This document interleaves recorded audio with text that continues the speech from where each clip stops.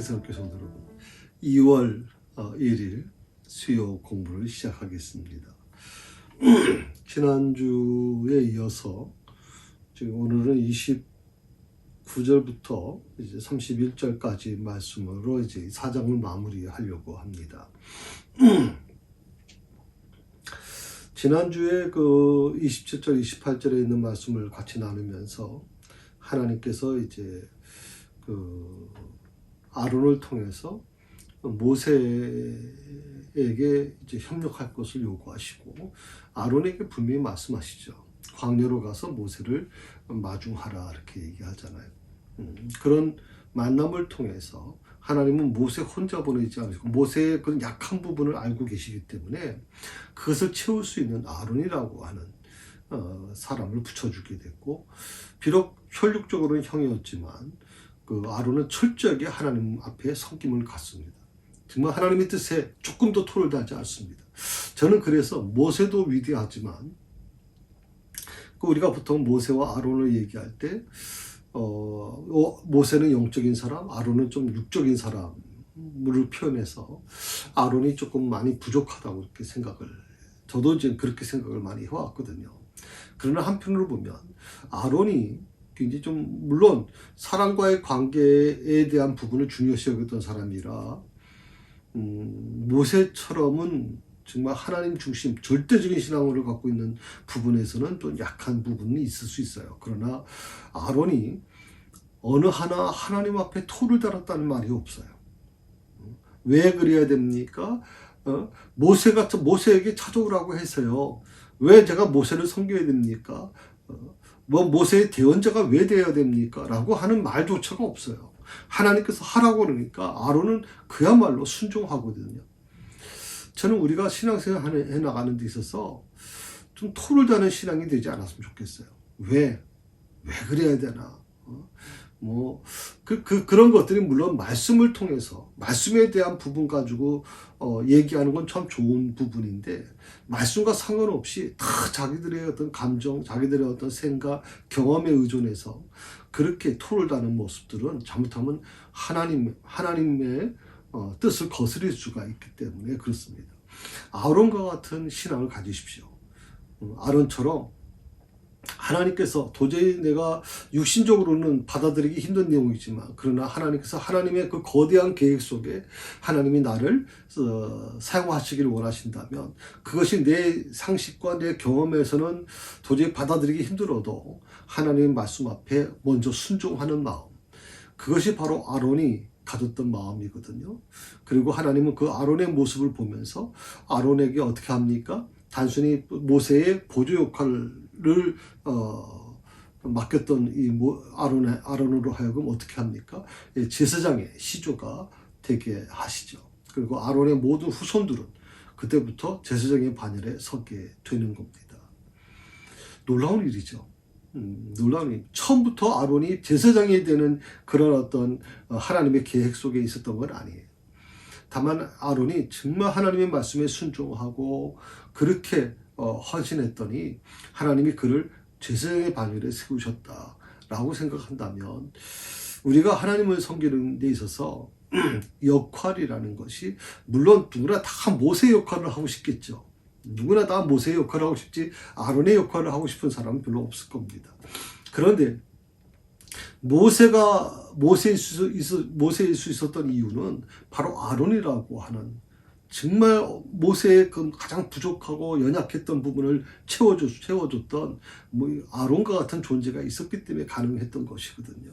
그러므로 모두가 모세가 되겠다 그러면 저는 그 공동체는, 그 교회는 볼장 다본교회라고 생각합니다. 모세는 한 사람으로 족합니다, 여러분. 모세는 한 사람으로 족한데 아론은 여럿이 있어도 좋거든요. 그래서 우리가 아론과 같은 역할을 하는 것에 대해서 힘들어하지 않았으면 좋겠습니다. 다 누구나 어떤 역할을 하든 하나님 앞에서 하는 겁니다. 그래서 하나님 앞에서 겸손하게 내게 맡겨진 사명 잘 감당하면 정말 상상도 못했던 제사장의 시조가 되는 그런 축복을 받지 않습니까? 그 자녀들은 다 누구나 어? 그 자녀들은 누구나 손주, 뭐 증손주 전부 다 제사장을 하게 되지 않습니까? 얼마나 큰 축복입니까? 자, 29절에서 31절에 있는 말씀을 좀 계속해서 공부해 나가도록 하겠습니다.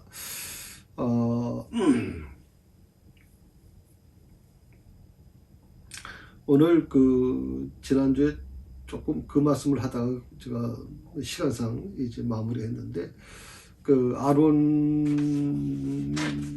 아론이 이제 여호와께서 모세에게 명하신 모든 말씀을 전했다라고 나오거든요. 전하고 백성 앞에서 이적을 행하니 백성이 믿었다라고 나와요. 믿었다. 아마 여기서 가장 중요한 부분은 바로 그걸 겁니다. 그러니까 모세와 아론이 가서 이스라엘 자손의 모든 장로를 모았다라고 하는 그 모으는 과정에 대해서 제가 지난주에 조금 설명을 드렸습니다만, 조금 더 보충 설명을 드린다면, 모은다라고 하는 것은 어떤 목적을 가지고 소집한다는 거거든요. 그러니까 이스라엘의 행정 체계는요, 왕정 시대에 비로소 마련됐지, 이 시대에는 행정 체제가 하는 게 존재하지 않아요. 뭐 노예 생활로 있었던 최소한의 어떤 조직은 갖춰 있었겠죠. 그래서 그 행정 체계가 만들어지기 전에, 왕정 시대의 바로 전에는 민족 공동체의 대사를 나눌 때 어떻게 했냐면 각 지파의 족장들 아니면 장로들이 소집이 됐어요. 그리고 그들과 같이 회의가 이루어지게 됐습니다. 다만 이제 여기서 중요한 게 뭐냐면, 애굽 치하에서 무거운 종살이에 시달렸던 이스라엘 백성들로서는 국가적 화합에 참여할 엄두를 내지 못했을 것이다. 또 그게 애굽 관원들의 눈에 피해서 그런 소집이 가능한 거냐, 그런 회의가 가능했겠느냐, 애굽의 이 바로가 그걸 허용했겠냐 이거죠. 왜? 굉장히 위험한 거 아닙니까? 저도 이스라엘 족장과 장로들이 모였다 그러면 굉장히 위험한 부분이 존재할 수 있거든요. 그래서 이스라엘 백성들이 1, 2만이 아니라 200만 명이, 300만 명이 넘어가는 숫자 아닙니까? 상당히 거대한 숫자죠. 이런 사람들이 만약 한번 반란이 일어난다 그러면 아무리 애굽이 군사력이 뛰어나다고 해도 굉장히 아주 진압하는 과정에서 힘들 수밖에 없는 거고요. 자,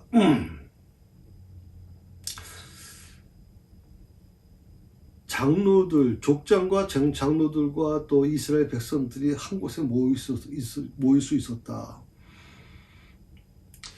그건 어떻게 보면 그들의 목숨을 걸지 않으면 불가능한 얘기예요. 목숨을 걸지 않은 한, 잘못 그게 정보가 들어갔다 그러면 그다음부터는 정말 감당할 수 없는 핍박을 받게 되는데, 그럼에도 불구하고 모든 장로들이 소집에 응했다라고 하는 이 사실은요, 하나님의 주권적인 역사로 이루어졌다고 밖에는 설명할 방법이 없어요. 저는 아론과 모세가 이들을 소집했을 때 과연 아론이 어느 정도까지 능력을 갖고 있는지, 소집권을 갖고 있는지는 잘 모르겠어요. 그 정도로 신뢰를 받았다 이렇게 그렇게 생각할 수 있지만, 아까도 조금 전에 말씀드린 것처럼 애굽의 눈치를 봐야 됩니다. 애굽의 모든 관원들, 군사들의 그 눈치를 볼 수밖에 없죠. 왜? 한 곳에 이스라엘의 어떤 지도자들이 다 한 곳에 모였다는 것은 잘못하면 영모의 움직임이 일어날 수 있기 때문에 굉장히 위험한 부분이거든요. 그래서 이런 과정에서 그들이 목숨을 걸고 한자리에 소집에 응할 수 있었던 이유가 뭐냐? 그것은 아론의 탁월한 능력도 모세의 능력도 아니라고 생각을 해요. 그것보다는 하나님의 주권적인 역사가 거기 개입했을 것이라고 생각하는 거죠. 하나님께서 장로들에게 미리 고지해 주셔서 그들이 정말 목숨을 걸고 그 자리에 나올 수 있었던 것이지, 아론의 말을 듣기 위해서 나온 건 아니라고 생각을 하고 있거든요.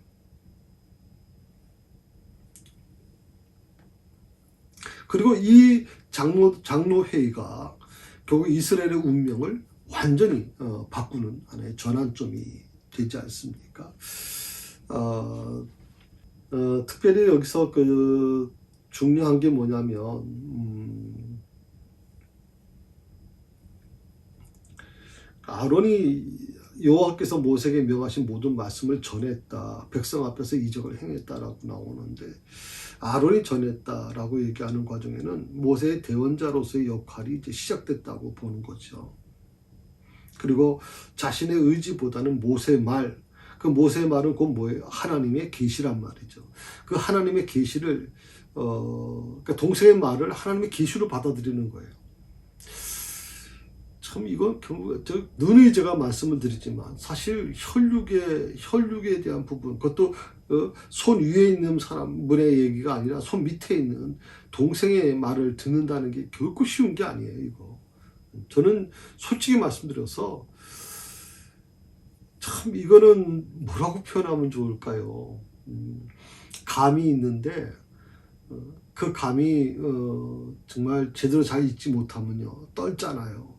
그걸 한 입에 물면 입 전체가 막 떨어서 아주 뭐 진저리가 날 정도죠. 어떻게 보면 이 혈육이라는 가족이라고 하는 이 부분은 좀 그래서 굉장히 힘들 거라고 생각을 해요. 굉장히 힘들 거라고 생각해요.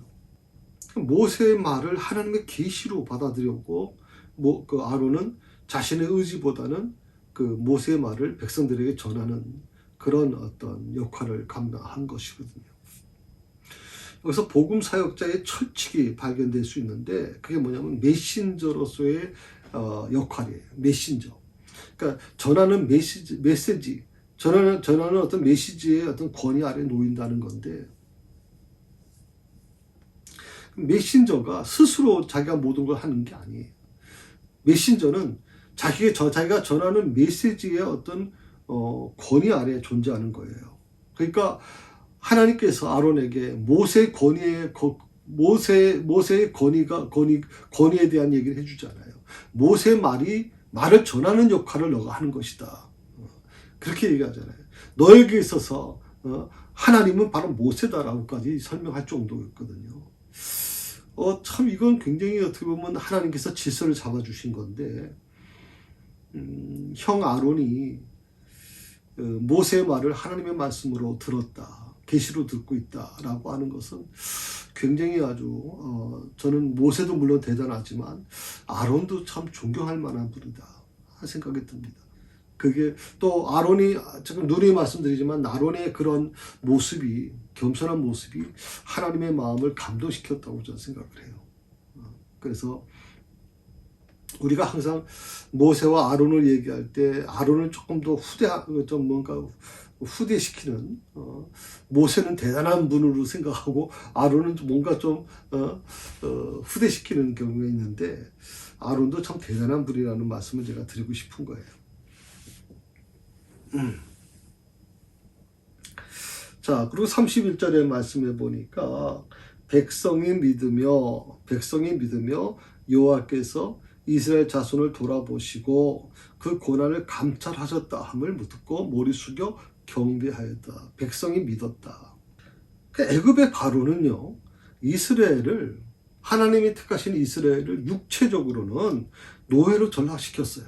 노예로 전락시킬 수 있었어요. 그러나 영적으로는 절대 접근할 수가 없었던 거예요. 저는 이것이 우리 믿는 사람에게 굉장히 중요하다고 생각해요. 세상에 있는 모든 악한 영이, 세상에 있는 것들이, 사탄이 어떤 육체적으로 나를 지배할 수 있어요. 육체적으로 나를 억압할 수 있어요. 나를 노예화시킬 수 있어요. 그러나 영적으로는 절대 내줘서는 안 되는 거라. 영적으로는 침공할 수 없게 만들어야 된단 말이죠. 영적으로는. 저는 정말 안타까운 게 뭐냐면 육체적인 문제만이 아니라 영적인 것까지 잠식돼 가는 게 너무 두려워요. 육체적인 것을 내주기 시작하니까 결국 영적인 것까지도 내주기 시작한단 말이죠. 이스라엘 백성들에게 있어서 이 고난 중에서도 아브라함과 이삭과 야곱이라고 하는 이 어떻게 보면 이렇게 이어온 여호와의 신앙이죠. 하나님의 신앙을 정말 철저하게 고수해 왔거든요. 여러분 생각해 보세요. 400년입니다. 400년을 그 애굽에서 지냈습니다. 얼마나 많은 그 이방신이 많습니까? 애굽의 이방수는 상상을 못 하거든요. 그리고 노예 신분 아닙니까? 자기들의 어떤 주장을 할 수가 없고 예배도 마음대로 드리기도 힘들고 정말 온전히 그렇게 정말 제약된 속에 살 수밖에 없는 그 이스라엘 백성들인데 그럼에도 불구하고 여호와의 신앙, 하나님의 신앙을 고수해 왔다. 흔들리지 않았다. 이스라엘 나라가 없어지죠. 예수님이 십자가 못 박히시고 나서 이스라엘이라는 나라 자체가 없어집니다. 이스라엘이라는 자체가 원래 이스라엘은 이 로마의 지금 속국에 속해 있었습니다만은 그러다 보니까 이스라엘이라고 하는 이 지역이 완전히 예수님께서 그렇게 얘기했잖아요. 예루살렘은 돌 하나도 남김이 없을 것이다. 다 흩어질 것이다 라고 얘기하셨는데 이스라엘 모든 사람들이 다 흩어져 버립니다. 그리고 그 자리에는 팔레스틴 사람들이 머물게 되는 것이거든요. 이스라엘 사람들은 포로로 잡혀가고 곳곳에 전부 다 흩어져 가지고 살 수밖에 없어요. 애굽에서는 400년이지만 이들은 거의 수천 년을 그렇게 살아왔어요.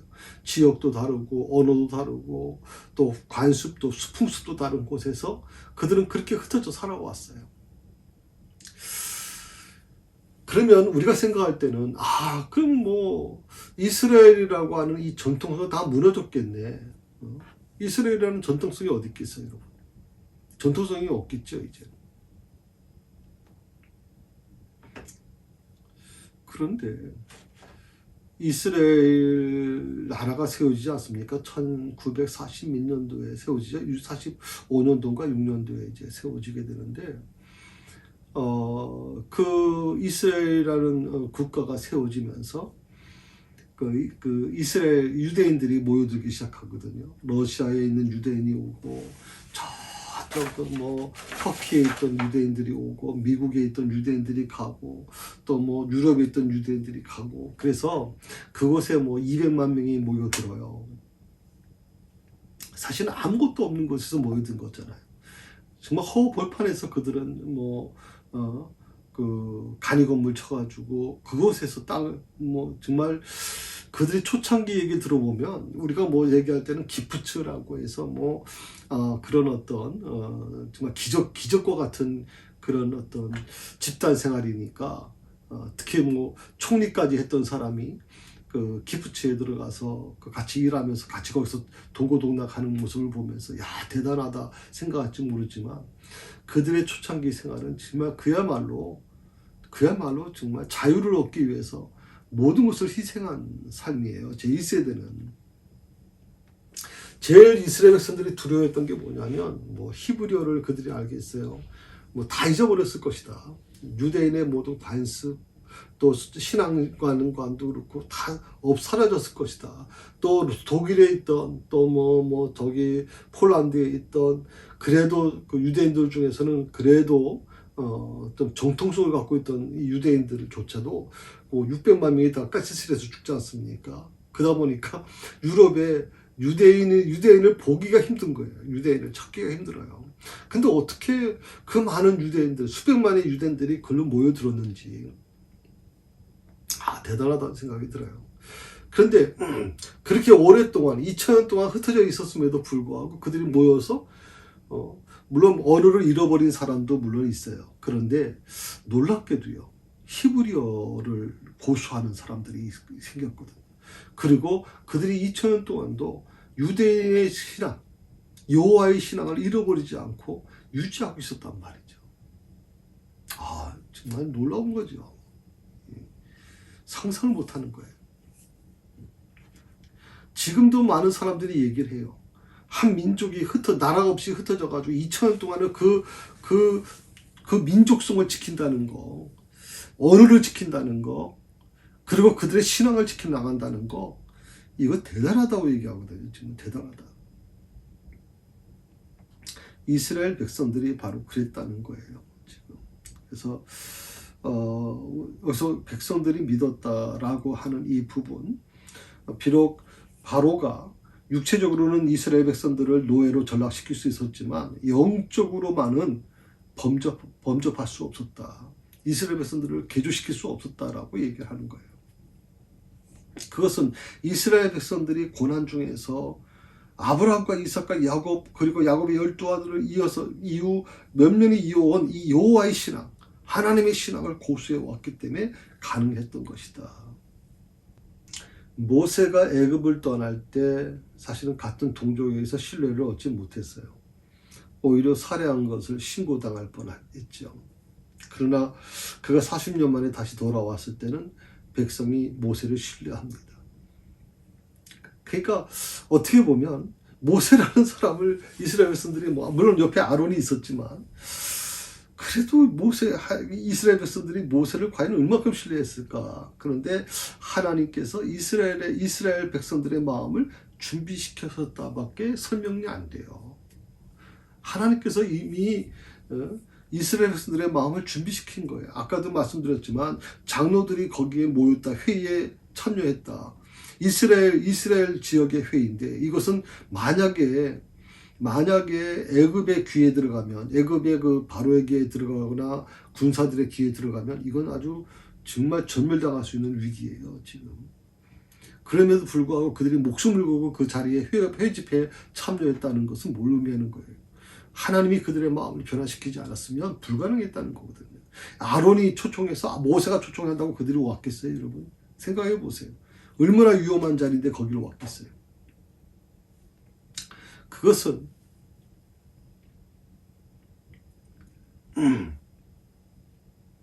이제 애굽을 나갈 준비가 되었다는 것을 보여주는 하나의 그 현상이죠. 여기서 핵심이 백성이 믿었다라고 하는 이 말의 핵심이 뭐냐면 출애굽이 곧 이루어질 것이다라고 하는 거예요. 출애굽이. 그러니까 왜 이스라엘 백성들이 애굽에서 나왔을까요? 보통 한 두 가지로 얘기할 수 있어요. 하나님의 백성이 되기 위한 과정이죠. 하나님의 백성이 되죠. 바로의 백성이 아니라 하나님의 백성.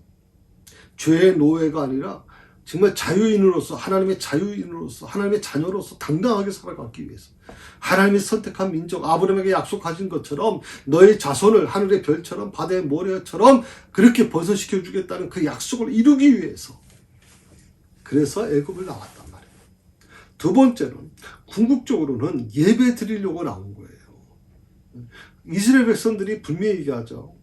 모세가 바로에게 분명히 얘기합니다. 내 백성이 하나님께 예배하려고 하오니 보내십시오.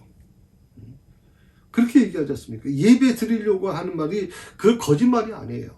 이스라엘 백성들은 정말 진정으로 예배를 드리기 원했어요. 저는 우리가 그런 생각을 좀 많이 해봐요. 일주일에 우리는 제가 저희 큰아들이 왔을 때도 그런 얘기했지만 우리 한국교회가 지금 전 세계에서 가장 열심입니다. 물론 남미 같은 경우에도 지금 성령의 불길이 막 불타올라서 굉장한 성령의 역사가 일어나기도 하고, 저 아프리카에도 그런 성령의 역사가 막 일어나서 3시간 우리 그 세대 형제 있지 않습니까? 코트디부아르에서 왔던 청년이 있었잖아요. 그 친구가 얘기하는 게 뭐냐면 우리 그 한국교회에서 예배 드리는데 그 1시간만 예배를 드리잖아요. 그리고 조용히 예배 드리지 않습니까? 근데 그 코트디부아르 같은 경우에는 이제 그 아프리카지 않습니까? 서아프리카인데 그 아프리카에서는 3시간을 그것도 서서 춤추면서 예배를 드려요. 정말 어떻게 보면 그 열정이 어디서 나오는지 대단합니다. 열정은. 아프리카 사람들 또 남미 사람들 정말 뜨겁게 예배드리거든요. 가만히 앉아있질 않아요. 북유럽 같은 경우에도 북유럽 아메리카 같은 경우에 미국 쪽에서도 마찬가지지만 저 캐나다 북쪽에 있는 지역에도 오순절 성명파는 정말 대단하죠. 예배 시간에 앉아서 예배 드린다? 천만의 말이에요, 여러분. 저도 가급적이면 이제 1시간 안에서 예배를 끝내려고 합니다만은 1시간 예배요. 3시간. 미국의 어느 교회는 목사님이 설교만 2시간 반이에요. 근데 우리 한국 교회는 그런 부분, 그럼에도 불구하고 저는 예배가 많잖아요. 주일 오전 예배, 저희 교회는 오전 예배만 드립니다만은 보통 오후 예배, 저녁 예배를 드립니다. 사실은 목사님들하고 같이 만나서 얘기하다 보면 오후 예배가 저녁 예배가 이 코로나 이후에 사실은 그 의미가 많이 퇴색된 건 사실이에요. 주일 오전 예배 드리기도 힘들었으니까. 점점점 오후 예배의 모습이 좀 많이 약해졌고요. 또 교회가 경제적인 부분이 재정적으로 많이 약해지면서 강사 목사님을 모시는 게 굉장히 부담스러워졌어요. 그래서 결국 부교육자들이 돌아가면서 이제 설교를 하는 경우가 많이 생겼습니다. 그러다 보니까 어떤 일이 일어나냐면 억지로 붙잡아 두려고 헌신 예배다, 무슨 예배다 계속 그렇게 돌리는데 이게 이제 시간이 가면서 교인들이 이제 점점점 약해지는 거예요. 점점 익숙해지면서 예배에 대한 부분이 점점 약해질 수밖에 없어요. 그리고 요즘처럼 맞벌이 시대잖아요. 부부가 같이 돈을 벌잖아요. 그러다 보니까 이제 주말에는 가급적이면 자녀들과 같이 좀 지내려고 하잖아요. 저는 저희 동기 목사님들이나 우리 주변 만나는 목사님들한테도 그렇게 얘기합니다. 우리가 개척할 때부터 오후 예배가 없었다, 우리는. 그것은 분명하다. 오전에 하나님께 예배드리고 오후에는 가족과 같이 지내게 만들어주는 것. 가족이 살아야 된다. 가정이 살지 못하고 교회를 위해서만 헌신하는 거, 저는 그건 바람직하지 않다고 생각을 해요. 가정도 살아야 돼요, 여러분. 여러분 자녀들이 우리 아버지, 우리 어머니는 교회에서만 살아. 나한테는 관심이 없어. 이런 모습이 되면 안 돼요. 가정에서도 성공적인 목회가 이루어져야 돼요. 그래서 저는 오후 예배를 개척할 때부터 하지 않았어요. 어느 등록한 한 가정이 찾아왔어요. 왜 오후 예배를 드리지 않으시냐고. 그래서 제가 그런 말씀을 드렸어요. 오후 예배를 드려야 되는 이유를 좀 설명해 주시겠습니까? 만약에 제가 그 말씀하시는 오후 예배를 드려야 되는 이유가 저를 감동시킨다면 전 내 다음 주에 부터라도 예배를 드리겠습니다. 그랬더니 그분이 이상한 목사라고 생각해서 이제 교회를 안 나오셨는데, 왜 예배를 드리는지조차 모르면서 당연히 드려왔으니까 드린다. 여러분, 앞으로의 시대는 그런 시대가 아닙니다. 예배를 많이 드린다고 해서 믿음이 좋아지느냐? 저는 그렇지 않다고 생각합니다. 오히려 한 번 예배를 드리더라도 그 예배를 통해서 변화받은 사람이 나가서 세상을 변화시켜 나가야죠. 그것이 바로 제2의 예배 장소가 되어야 되는 거죠. 그런 능력 있는 사람들을 만들어내야 되는 거예요, 교회가. 파송해야 되는 거예요. 왜 선교사들은 파송하면서 왜 우리 교인들은 선교사라고 얘기하지 않을까요? 왜 직장이나 가정이 선교지라고 얘기하지 않을까요? 왜 가정과 교회를 분리시킬까요? 제가 지난주에 설교회 때도 말씀을 드렸습니다만은 너무나도 안타깝거든요. 지금 너무나도 안타까워요. 너무나도 우리 교회가 지금까지 목회자들도 마찬가지입니다. 교회를 아주 멸균시켜가지고 우리끼리만 잘 믿어서 믿음 좋게 해서 정말 천국 가면 된다. 그러니까 교회 밖에만 나갔다면 딴 세상이 되는 거예요. 적응을 못하는 거예요. 견디지를 못하는 거예요.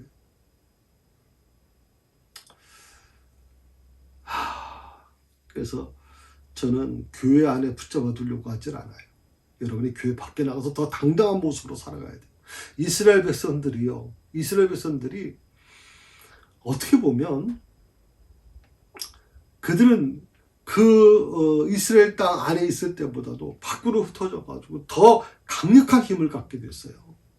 그리고 그 힘을 갖고 있는 유대인들이 지금 이스라엘 나라로 결집됐고, 그리고 전 세계에 있는 유대인들이 그 이스라엘을 돕고 있어요. 대단합니다, 여러분. 히브리 대학은요, 학기금을 받지 않습니다. 히브리 대학은 수천 개의 소그룹이 있습니다.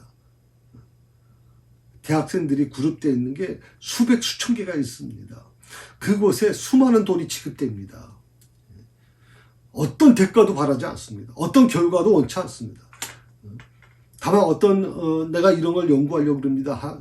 제시하면 몇 사람 이상이 모이면 연구실을 만들어주고 거기에 돈을 투입시켜줍니다.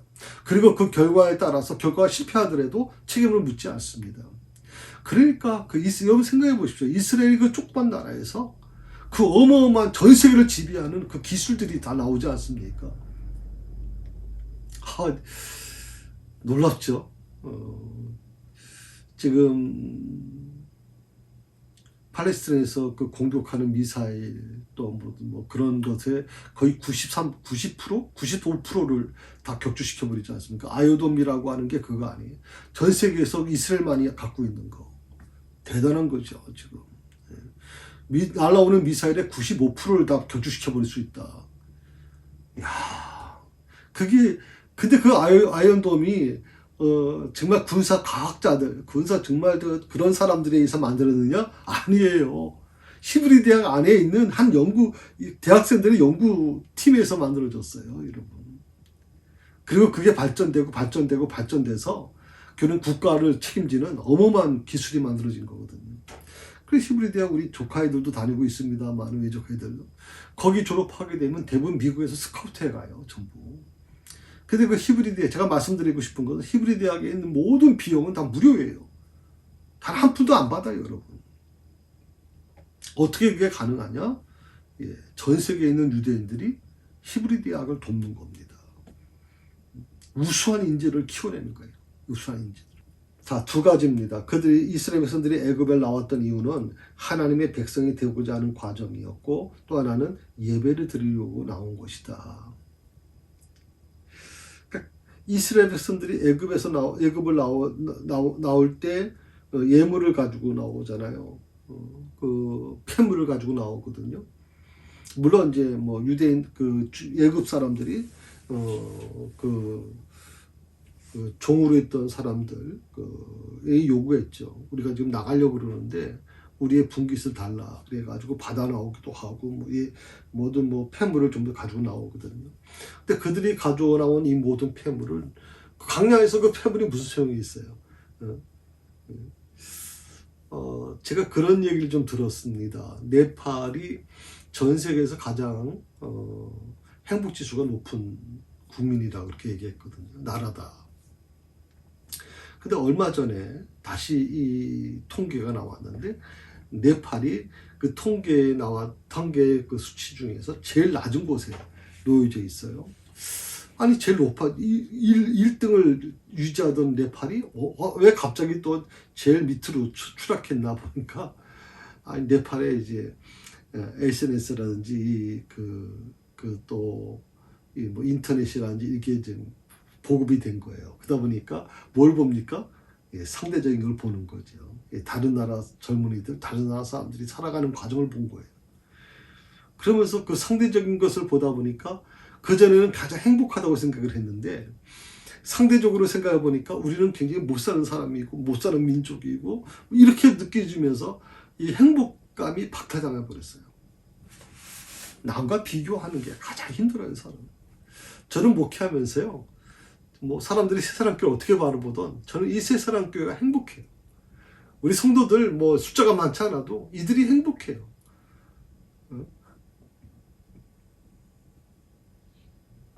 큰 교회 목사님들은요, 큰 교회 목사님은 나름대로 고민이 있고 힘들어요. 저도 그런 기회가 없었던 건 아니지만, 그런데 한 영혼이 변화되는 모습을 보는 것보다 행복한 거 없어요, 여러분. 저는 그게 너무 행복했어요. 교회가 커지고 조직을 갖추고, 저도 국민대학원에서 제가 행정을 전공했거든요. 제가 공부한 게 인사하고 조직 분야예요. 그러니 인사와 조직 분야에 아주 탁월한 사람이에요. 여러분, 우리 새사랑교회 개척할 때, 새사랑교회 개척 때 그 자료를 보시면 놀랄 정도일 거예요. 웬만한 큰 교회가 갖고 있는 조직력을 움직였거든요. 그런데 목회를 하면서 조직이 아니라 사람이다. 정말 사람을 살려야 되겠다. 그런 것으로 하나님이 마음을 주셔서 제가 다 조직을 내려놓고 정말 사람 살리는 곳에, 영혼 살리는 곳에 헌신하고 있어요. 예배 드린다는 거. 그래서 이스라엘 백성들은 가지고 나왔던 모든 폐물을 어디다 쓰는 줄 아세요? 성막을 짓는 데 사용했어요. 그러니까 성막을 짓는다 그러니까 전부 다 그들이 그 가지고 나온 폐물을 다 드렸어요. 그래서 그것을 가지고 성막을 졌어요. 광야에 무슨 뭐 보석이 있었겠어요? 광야에 무슨 금이 있었겠어요, 여러분? 광야에 무슨 가죽이 있었겠어요? 그런데 불구하고 정말 고급스러운 뭐 가죽들, 고급스러운 무슨 보석 이런 것을 가지고 하나님의 그 성막이 만들어졌거든요. 그건 누가 가져온 겁니까? 애굽에서 가지고 나온 거예요. 그들이 오랫동안 일한 그 대가를 가지고 나왔거든요. 그러니까 출애굽의 거의 절반은 성막을 짓는 이야기로 끝나요. 성막 짓는 이야기. 뭐 특히 레위기서 보게 되면 성막 짓는 얘기가 거의 대부분 성막 짓는 얘기예요. 뭐 몇 규빗이다, 몇 규빗이다. 너무 어려워서 잘 모를 때도 많죠. 네. 왜 이 성막을 중요시 여기냐면 하나님이 임하시는 거룩한 장소거든요. 하나님이 함께 하시는 인도하심이 그 성막 안에 존재하는 거예요. 그러니까 이스라엘 백성들의 모든 삶의 중심은 바로 성막이에요. 성막을 중심으로 해서 전부 지파들이 편성이 되고 그 성막을 중심으로 둘러서서 이제 숙소가 만들어지는 거예요. 이걸 본뜬 것이 어디냐면 미국이에요. 미국은 교회를 중심으로 해서 마을이 만들어졌어요. 마을의 중심에는 반드시 교회가 있었어요. 미국이 복받을 수밖에 없는 이유가 뭔지 아세요? 교회가 중심이 되는 거예요. 교회가 중심. 우리가 뭐 미국 사람들이 뭐 예배도 잘 안 드리고 정말 뭐 믿음도 참 뭐 날라리 믿음이다 이렇게 얘기하는 사람들이 많아요. 그런데요, 지금 백인선 목사가 그런 얘기를 하더라고요. 미국 교회는 교인 수가 뭐 한 20-30명밖에 모이지 않는 교회가 태반이에요. 교회를 안 다니는 사람들이 잘. 그러면 믿음이 없을 거라고 생각하지만 가서 이제 일일이 신방해 보면 교회는 나오지 않지만 집에서 이렇게 예배드리는 분들이 많다. 근데 재밌는 게 뭐냐면 그 20-30명밖에 안 되는 그 교회가 재산이 엄청난 거예요. 이분들은 혼자 살면서 집이 이제 우리나라 사람들은 집이 있으면 어떻게든지 그 집을 좀 자식들에게 좀 넘겨주려고 그러잖아요. 근데 이분들은 그 집을 갖고 있다가 이제 돌아가시면 교회가 장례를 치러주거든요. 그런데 그 마지막 유언에 뭐라고 써있냐면 유서에 이 집에 대한 모든 권리를 살아있을 때 이미 그걸 결정합니다. 이 집에 대한 모든 권리는 교회에다가 헌납합니다. 내가 죽고 나면 이 집은 교회로 환원됩니다. 그래서 교회가 백인선 목사가 있던 교회도 작은 교회였어요. 마을교회. 그런데 그 작은 교회가 여러 선교사를 돕는 거예요. 그 돈이 어디서 나오냐니까 자그마치 그 기증받은 집이 거의 열 몇 채라고 그래요. 열 몇 채. 돌아가시면서 다 교회에다 기증하신 거예요. 그러니까 교회는 그것을 대여해주고 그 기금을 가지고서 선교사를 돕고 교회 운영을 위해 쓰기도 하고 그래요. 그러니까 한 20-30명밖에 안 됐는데 교회는 재정이 부족하지 않은 거예요. 그러면서 미국에서 계셨던 분들이 그런 얘기를 해요. 미국 사람들이 참 뭐 믿음이 없는 것 같이 보이지만, 그러니까 우리 한국 교회인들은 예배도 많이 드리고 정말 뭐 헌신적으로 막 예배를 뜨겁게 드리는데 기도도 열심히 하는데, 그런데 정작 마지막에 가면요, 한국 사람들은 교회는 자기 자신을 택해요. 하나님과 교회를 택하는 게 아니라 자기 자신을 택하거든요. 그러니까 어떤 게 진정한 믿음이냐라고 할 때 우리는 그 마지막 전까지는 참 우리가 믿음 있는 것처럼 보이는데 한국 교인들이 근데 마지막 단계에 가서는 그래도 자식들한테 뭐도 하잖아요. 그런데 미국 사람들은 분명하게 딱 선을 그어요. 이건 하나님의 것으로, 하나님의 교회로 드린다. 그러니 어떤 판단을 내려야 될지 저도 하나님이 보시면 어떤 사람을 더 믿음이 있다고 얘기할지 저도 판단이 잘 서지 않습니다. 자, 여기서 가장 중요한 것은 성막을 중요시 여기는 것 중에 하나가 뭐냐면 하나님께서 임하시는 거룩한 장소이기 때문에, 그러니까 예배 있는 곳에 하나님이 함께 하신다. 하나님이 임재하신다. 이게 이스라엘 백성들에게 있어서 정말 뿌리 깊은 신앙관이에요. 그러니까 예배가 있는 곳에 하나님이 계신다. 임재하신다. 저는 여러분에게 묻고 싶은 거예요. 우리가 그 많은 예배를 드린다면 그 예배 드리는 곳에 하나님이 임재하실까요? 하나님이 임재하시는 예배를 드릴까요? 제가 새벽 기도회를 기도회 중심으로 바꾼 이유 중에 하나는 바로 그 점이에요. 기도하러 나오신 분들이 왜 말씀을 듣는 것에 익숙해져 있냐 말이에요. 말씀을 듣는 것에. 정작 기도는 제대로 못하잖아요. 그러니까 하나님께서요, 오늘도 우리의 삶을 인도해 가기를 원하시는데 어느 정도 인도해 가기를 원하세요? 일부만 인도해 가시기를 원하실까요? 아니에요. 온전하게 인도해 가시기를 원하세요. 저는 그래서 99.몇 %, 보통 우리가 순금을 얘기할 때 99.9%라고 얘기하는데, 하나님 앞에서 하나님께서 우리에게 원하시는 99.9%가 아니에요. 하나님은 100%를 원하세요. 100% 온전히 인도해 가시기를 원하십니다. 이 백일문 목사의 삶, 새사랑교회 모든 암단에 대한 부분은 하나님께서 100% 끌고 가기를 원하시는 거예요. 저보고 그렇게 얘기하실 것 같아요. 백일문 목사야, 백 목사야, 나한테 맡겨. 내가 이 새사랑교회를 끌고 갈 거야. 제가 새벽마다 정말 눈물로 기도하면서 의인 50명, 믿음의 사람 50명을 제게 하나님 허락해 주십시오. 새사랑교회가 이것으로 끝날 것입니까? 새사랑교회가 이 모습으로 끝나는 것입니까? 제가 은퇴할 때 이 모습으로 하나님 허락해 주시는 겁니까? 그렇다면 저는 기쁘게 받아들이겠습니다. 다만 새사랑교회가 더 하나님의 일을 감당하기 위해서 필요한 것이라면 하나님 의인 50, 믿음의 사람 50명을 허락해 주십시오. 제가 설교 때 말씀을 드렸지만 제가 이제 10년 남았는데 은퇴 전에 이걸 볼 수 있을지. 모세는 가나안 땅에 들어가지 못했잖아요. 그럼에도 불구하고 하나님이 느보산에서 모세에게 가나안 땅을 보여주시죠. 그것은 어떻게 보면 하나님께서 모세에게 향한 마지막 배려라고 생각을 해요. 그가 수고한 거, 정말 눈물로 40년을 지켜온 그 모습에 대한 하나님이 모세에게 마지막 배려를 해준 거예요. 가나안 땅을 보여주시면서 그 땅이 너희 후손들의 것이 될 것이다. 전 하나님께서 제가 재임하는 기간 동안에 그걸 보여주시면 좋겠어요. 그리고 그것을 보면서 감사하면서 제가 은퇴식을 했으면 좋겠어요.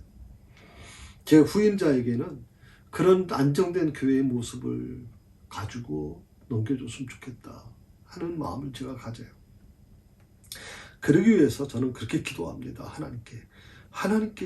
하나님 이 새사랑교회를 어떻게 이끌어가면 좋을까요? 그때 하나님께서 그 마음을 제게 주셨어요. 하나님이 내가 너 이끌어갈 것이다. 너는 염려하지 마. 너는 두려워하지 말라.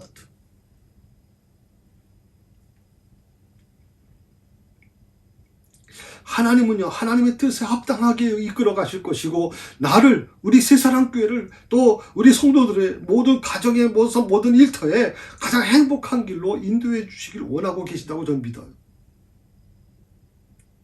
믿음의 대를 이어가시길 원하고, 하나님을 온전히 신뢰하면서 말씀에 순종하게 될 때, 하나님은 나를 쉴만한 물가로 인도해 주실 것이다.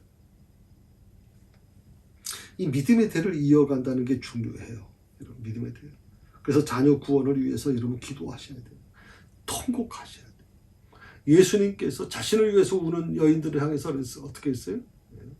너희 자녀를 위해서 울라 그랬죠. 너희 자녀를 위해서 울라. 다른 것은 양보해도 괜찮아요, 여러분. 전 늘 우리 아이들한테도 오늘 요번에 만났을 때도 얘기했습니다만은 저희 아버님은 사실은 굉장히 총회적으로 활동도 많이 하셨고 뭐 정말 대단해요. 아버님의 이 이름 석자를 모르는 분이 없을 정도로 목회 사회에서는 아주 대단한 분이셨거든요. 또 지역에서는 뭐 경찰서 경목으로 계셨기 때문에 하여튼 그런 경찰과의 관계도 그렇고 구청장도 찾아올 정도고 아주 대단한 역할을 하셨어요. 지금도 우리 둘째 아이 백남묵 전사가 THM 과정이라고 대학원 과정 시험을 보는데 그 면접하시는 교수님들이 그렇게 얘기하더래요. 할아버지를 많이 닮았다. 저는 그런 역할을 잘 못해요. 그러니까 우리 아이들한테 사실 미안하죠. 사실은 그런 역할을 해주지 못했기 때문에. 그러나 한 가지 분명한 것은요. 제가 늘 말씀드리지만 아브라함이 위대하지만 그리고 야곱도 좀 뛰어난 사람이지만 요셉도 그렇죠. 그러나 그 아브라함에서 야곱을 연결시켜준 이삭이라는 존재. 성경에는 이삭에 대해서 나오질 않아요. 별로. 그는 온유한 사람이라는 말 외에는 없어요. 여러분. 온유하고 예배를 드리는 사람이었거든요. 그럼에도 불구하고 하나님은 아브라함과 이삭과 야곱을 통해서 그 가들을 이어가지 않습니까? 여러분 자녀를 위해서 기도하셔야 돼요. 저는 제 책임은 정말 자녀를 위해서 기도해야 된다고 생각을 해요. 내가 의무적인 것이기 때문에 목사니까 의무적이니까 새벽기도 나온다? 전 그렇게 생각 안 해요. 정말 새벽에 자식들을 위해서 우리 성도들을 위해서 눈물로 기도해야 된다. 두 번째, 하나님을 온전히 신뢰해야 된다. 일부가 아니라 전부를 하나님께 드려야 된다. 세 번째, 말씀에 순종해라. 이해되지 않아도 순종해라. 말씀에 순종하십시오. 내 상식과 내 경험에서 이해가 되지 않아도 순종부터 먼저 하세요. 말씀 앞에. 내 경험을 가지고 자꾸 말씀을 분석하려고 하지 마시고 말씀에 순종부터 하세요. 그러면 하나님은 내 자녀를 쉴만한 물가로 인도해 주실 것이다. 새사랑 교회를 하나님은 쉴만한 물가로 인도해 주실 것이다. 온전히 하나님께 맡기십시다. 2023년 오직 말씀에 순종하며 살기를 바랍니다. 하나님과 나 사이를 막아서는 것들을 내버리십시다. 그리고 오직 주의 말씀을 붙들고 살아갑시다. 하나님께 순종할 때 하나님께서는 오늘 우리의 삶을 책임져 주시고 형통한 길로 인도해 주실 것입니다. 아멘.